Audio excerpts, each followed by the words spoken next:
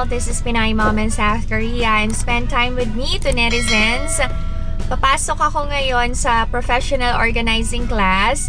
May activity kami na gusto kong i-share sa inyo and hopefully may makukuha kayong tips, ideas na pwede nyong may apply sa pag-organize and paglilinis sa inyong tahanan to netizens. Let's be productive today! Kumusta kayo?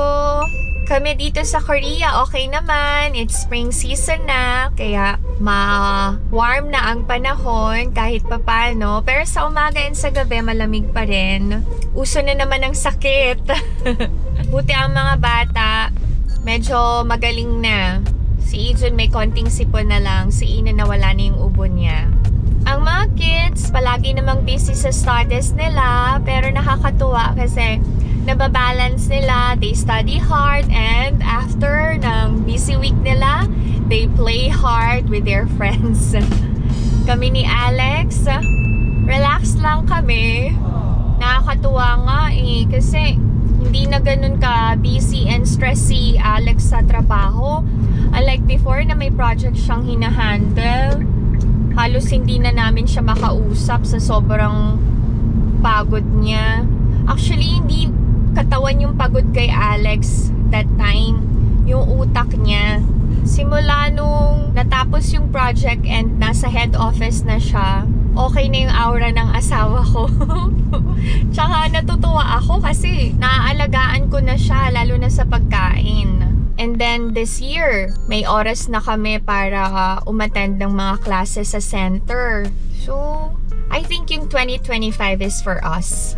And I think it's also for you to netizens. So, yung may mga goals, may mga wishes and hopes, yung mga pinagdarasal nyo, claim it dahil para sa atin ang taon na to. Amen. Thank you, Lord.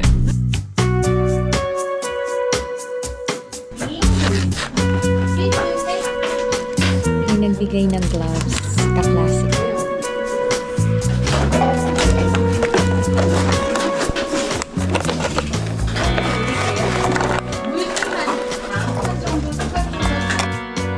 Mali ako ng nadalang bottled water. Dapat malaki. Recycling day today. Okay.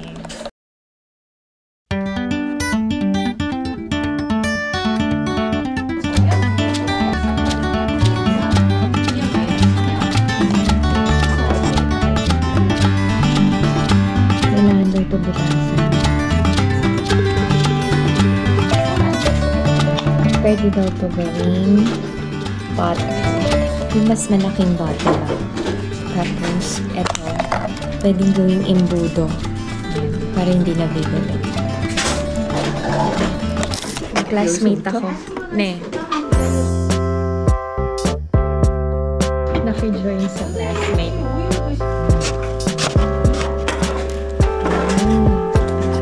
So, ganito siya.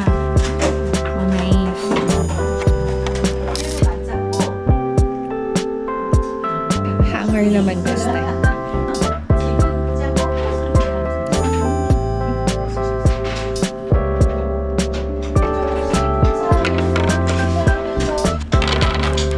Para sa damit ng mga bata. Tapos na yung class to netizens. Kanina natatawa ako sa classmate. Kasi bigla ako nakakapagsalita ng Tagalog. Tapos yung mga kaklase ko lumilingon sa akin. Hindi ko mapigilang matawa. Yung reaction nila pag nagsasalita ako in front of the camera, nakaganon. Nasa-surprise lang. Ang dami kong natututunan to netizens na gustong-gusto kong i-share sa inyo. So, I'll make sure na kapag naglilinis na nag-organize ako sa bahay, iba-vlog ko para makakuha kayo ng tips. Anyway, pupunta ako ng bangko muna. Kailangan ko mag-withdraw ng pera.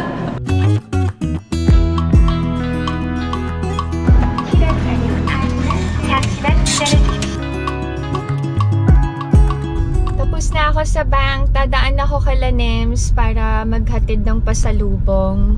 I went on a trip with Alex pero hindi ako nag-vlog kasi gusto lang namin ma-enjoy yung time namin together. Sasaglit lang ako kasi nasa work naman sila. Nasa area na kasi ako eh.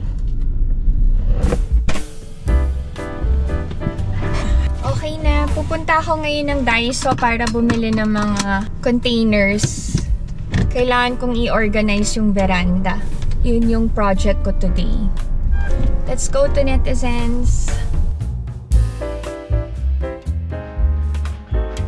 Sa Daiso na ako, inaatake ako ng allergic rhinitis ko. Bigla sumama pakaramdam ko. May dala akong shopping bag. One at a time yung pag-organize.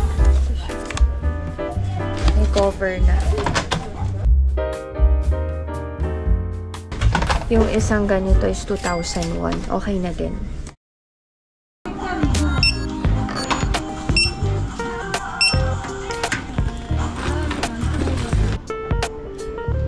Nabili ko na yung kailangan kong bilhin.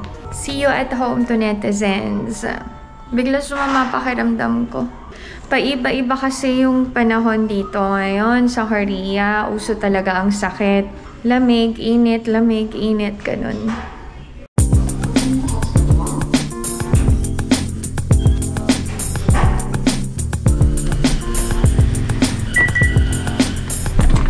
Ay, grabe to netizens. Alala ko hindi pa ako kumakain ng lunch. Sabay na ako kakain para makatipid-tipid ako. Sayang naman kung sa labas pa. Total malapit na ako sa bahay. See you at home!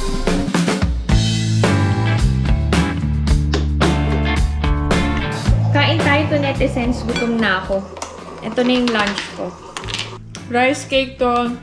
Nabili namin sa E-Mart. Masama pakiramdam ko to netizens. Itong itlog, galing to sa farm. Ang liliit, no? Sausaw ko sa suka.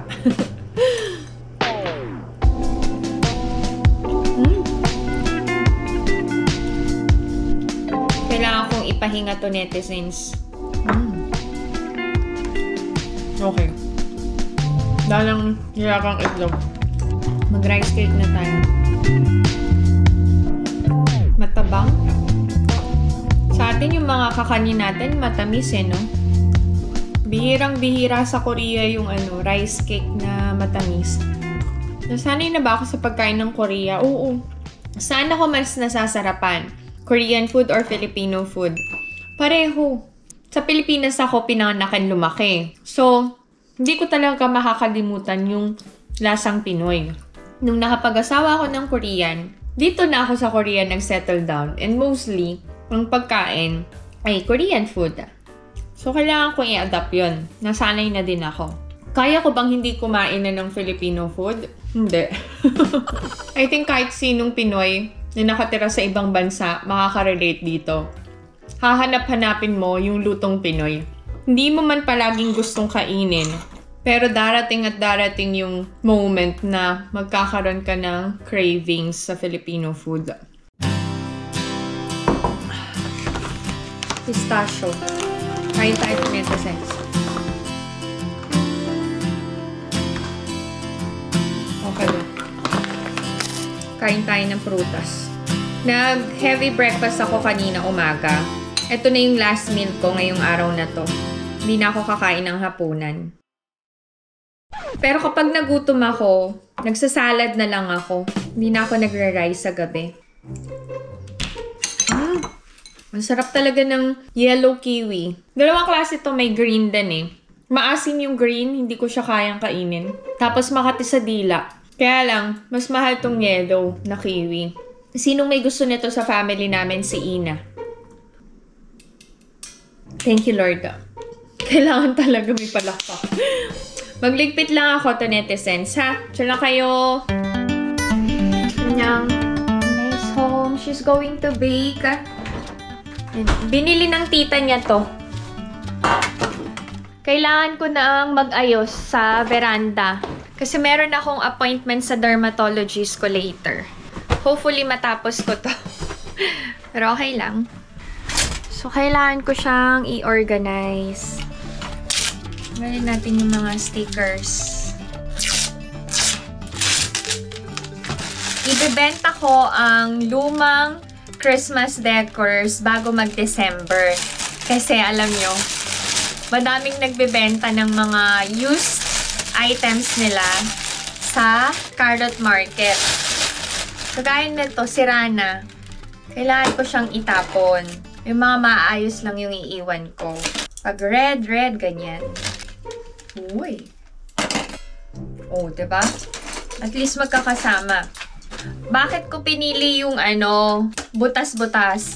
Para madali ko makita ko anong kulay. Next is yung silver naman. So, ganito siya. When organizing, huwag kayo basta-basta bibili ng mga containers, baskets, and all without checking yung sukat. Kasi, extra trabaho pa yun. And, mas stress pa kayo. Hindi nagkasya. Sayang naman to. O, diba? So, ako naman, sinukat ko na. So, as you can see, sakto siya sa space nito. 2 containers ang nalagay ko. Very good. Itong pamunas ko na paglumaang sando ni Ijun. Ito naman ay may touch ng green and gold. This time, anong kulay? Pink. Ganda ng kulay, oh. Meron yung medyo malaki. Kasi may mga Christmas balls ako na madami. Kagaya na tong gold. Ito kayang blue. Okay.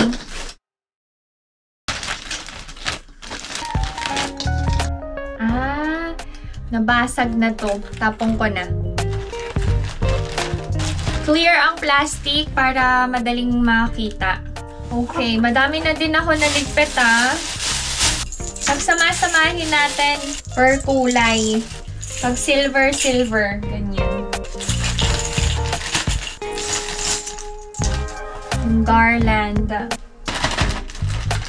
Itong mga boxes na empty later, paglalagyan ko yan ng mga napagliitang damit ng mga bata. Ito isang set pala ng balls. Pwede kong ilagay dito yung iba. Pareho naman sila ng kulay. Color blue. Pag nag-a-attend ako ng professional organizing class, alam nyo, na-inspire akong maglinis-linis, mag-ayos-ayos sa bahay. Yung akala mo, maayos na yung bahay mo. Kasi, halos araw-araw ka naglilinis. Hindi pa pala. Parang ang dami mo pa rin kailangang ayusin. And, itama ang pwesto.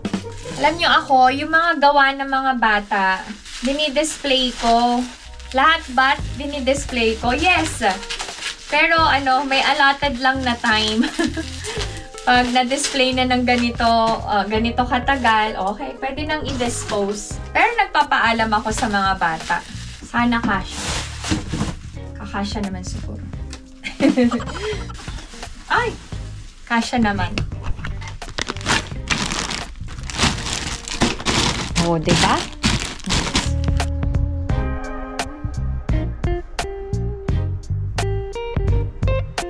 Ang dami ko pa rin kailangang ayusin dito sa bahay. Pero, one at a time, hindi ko pwedeng biglain. So, kung ano lang yung nakaschedule, yun lang yung tinapos ko. Okay naman to netizens yan. May mga empty spaces pa. Paglalagyan ko pa yan. Kailangan ko mag-wash kasi meron akong schedule sa dermatologist. Thank you so much sa pagsama sa akin ngayong araw na to. Hindi nyo alam kung gaano nyo ako natutulungan to netizens. Every time you watch my video, kayo yung nagiging inspiration ko to keep going and para mas ma-improve ko yung sarili ko in all aspect. So, thank you so much to netizens. If you enjoyed watching this video and new to my channel, please consider subscribing, like, and share. Pinay Mom in South Korea.